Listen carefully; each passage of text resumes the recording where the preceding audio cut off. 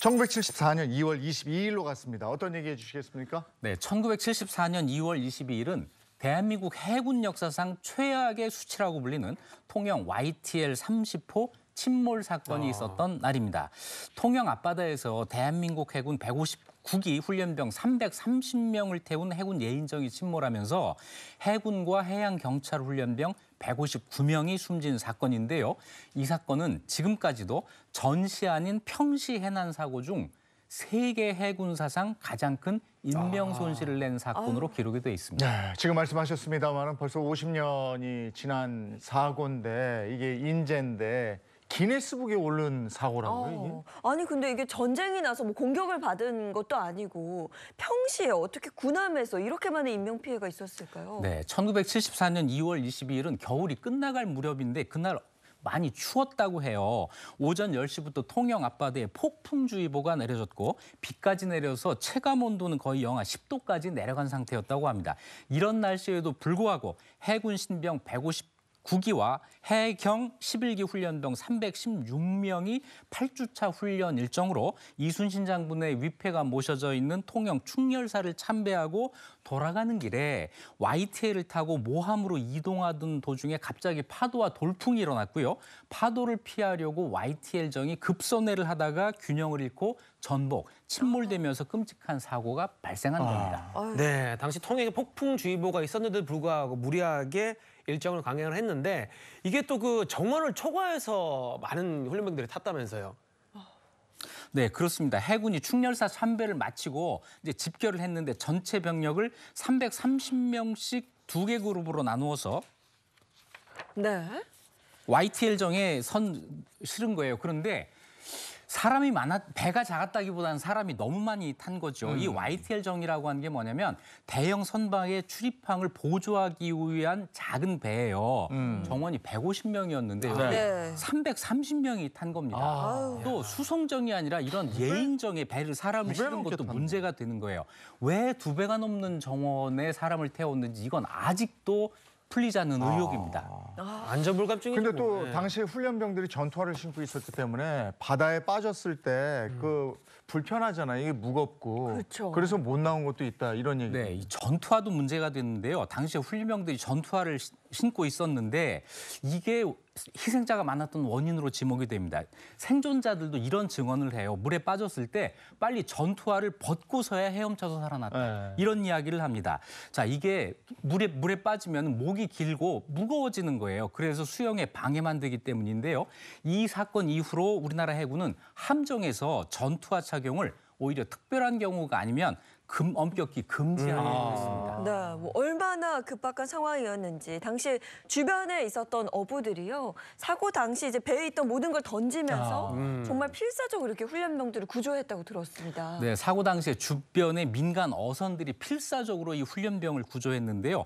주변에 있던 메이로 어부들이 10m 길이 나무 발판을 바다에 던지고 목청껏 헤엄쳐라 발판을 잡아라 이렇게 외쳤다고 합니다. 일부 선원들이 이미 실신해서 둥둥 떠 있는 이 수병들을 갈고리로 건져냈고 허우적대는 군인은 많은데 그들이 잡고 버틸 게 없으니까 기관실 문짝까지 뜯어서 던졌다고 해요. 나중에 배에 로프를 풀어서 던졌는데 어떤 훈련병이 팔에 힘이 없어서 이걸 잡지를 못하는 걸 봤어요. 근데 이 훈련병이 팔에 힘이 없으니까 입으로 그걸 물은 겁니다. 그래서 이 입을 물고 이걸 건져냈는데 그 과정에서 앞니 3개가 빠졌다고 해요. 네, 건져내고 보니까 자기 앞니가 빠진 것도 모르고 있었다고 합니다. 이렇게 민간 선박이 구조한 사람만 해도 50명이 넘었다고 하고요. 뒤늦게 도착한 해경 경비정이 8-8명을 더 구조를 했습니다. 네, 눈앞에서 청년들이 죽어가니까 얼마나 이게 살리고 싶었는지 그 마음이 좀 느껴지는 것 같은데요. 또 하나의 사실은 당시 배에 탔던 훈련분들이 해군 중에서도 우수한 훈련생들이었다면서요? 네, 그런 뒷이야기가 있어요. 원래 330명, 1중대, 2중대, 3중대원이 먼저 이 사고 난 배에 승선을 해야 됐는데 7주차까지 성적 우수중대, 충무중대, 4중대가 1, 2중대와 함께 이 배를 탄 겁니다. 그래서 3중대원과 이 4중대원들의 운명이 뒤바뀐 거예요. 희생자도 사중대에서 가장 많았는데요. 중대원 100명 중 70명이 사망을 했습니다. 훈련소 성적이 가장 좋았던 중대원들에게 너무 가슴 아픈 운명이었죠. 선착장에서 대기하고 있던 또 다른 330명은 무사했지만 동기생들의 죽음을 눈앞에서 바라보면서 이걸 평생 지고 가는 슬픔으로 남기게 되죠. 이 희생자 숫자에 대해서도 많이 피해자가 됐는데 이게 해군 159기생들이었다고 네. 해요. 근데 159명이 희생됐다고 들었어요. 네, 해군 159기에서 159명이 희생됐다라면서 이 미스테리하다라는 얘기가 나왔는데 사실은 이 희생자 159명이 전부 159기 훈련생들은 아니었고요. 당시 해군 훈련소 159기는 해경 11기 신병들과 같이 훈련을 받았는데 희생된 사람들은 해군 훈련병 103명, 해군 기관병 6명, 해경 11기 50명, 이래서 159명이 됐던 겁니다. 네, 더 마음이 아픈 건요. 이 사고가 발생한 날, 그 다음 날 이제 부모님들과의 면회가 있었다고. 아이고. 훈련 마치고 이제 면회 어떻게? 사고가 난 1974년 2월 22일이 금요일이었고요. 다음 날인 23일이 1월부터 시작된 7주차 훈련의 주말 토요일이어서 가족 면회가 예정되어 있었다고 합니다.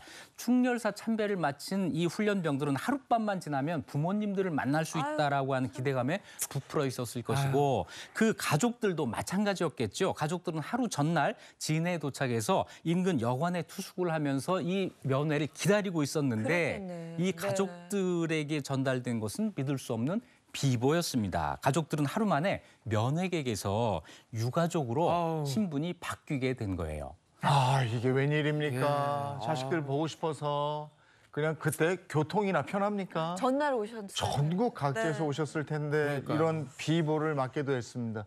이 비극의 책임은 누가 졌습니까? 네, 사고 직후에 정부는 해군 참모총장과 참모차장을 경질하고 진해 해군 교육단장과 신병 훈련소장을 직위 해제하고 훈련 대대장 등 인솔 책임자 3명을 구속해서 군법회의에 회부했습니다. 그런데 구속됐던 교육단장이나 신병 훈련소장 등 핵심 지휘부는 별다른 처벌 없이 풀려났고요. 훈련대장이야 중대장, 소대장, 교관, 조교 등 인솔 책임자 역시 복직해서 만기 전역을 했습니다. 결과적으로 책임져야 될 사람들 가운데 아무도 책임진 사람은 없는 거죠. 당시 국방부와 해군은 과실 부분은 숨기고 서둘러 유족들을 회유해서 국립묘지 안장과 군사 원호를 지급하는 조건에서 마무리를 했습니다. 유족들을 회의했단 말이 참 슬프네요. 네. 예, 아무도 책임지지 않고 159명의 억울한 죽음만 남았는데요. 그것도 모자라서 공식적인 위령제를 올린 것도 사고가 지나고 한참 뒤였다면서요. 네, 그 뒤로 유족과 생존자들은 침묵 속에 자체 모임만 가져야 됐습니다. 한국 해군이 공식적으로 위령제를 올린 건 사고 후 24년이 지난 어이구. 1998년의 일이었습니다. 그동안 YTL 사건은 입에 오르내리는 것조차 금기시 됐습니다.